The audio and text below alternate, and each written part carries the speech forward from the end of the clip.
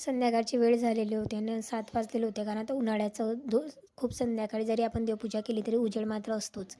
तर संध्याकाळीसुद्धा मी दिवे लावून घेतले. एक दिवा दारापुढे समोर ठेवते, एक देवाजवळ आणि एक तुळशीजवळ.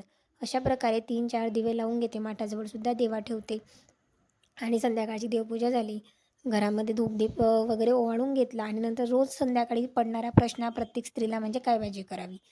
तर मलाही तेच झालं होतं, काय भाजी करू, काय भाजी करू? सो रात्री 9:30 वाजेला माझ्या लक्षात आलं का शेव आहे, त्यासाठी मी शेवाची भाजी बनवली. कांदा, लसूण, मिरचीची फोडणी दिली, जिरं, मोहरी टाकली आणि नंतर कांदा वगैरे परतून झाल्याच्या नंतर लगेचच थोडं पाणी टाकलं, कारण शेव लवकरच होऊन जातात. त्याच्यामुळे कमीच पाण्यामध्ये मीठ वगैरे टाकलं आणि शेव टाकून दिली. शेव टाकून झाल्याच्या नंतर 1 ते 2 उकळी आली, तोपर्यंत लगेचच साईडला 2-3 पोळ्या बनवून घेतल्या आणि छान अशी शेवांची भाजी तयार झाली होती. नंतर आहो आले आणि आम्ही जेवण करून घेतलं.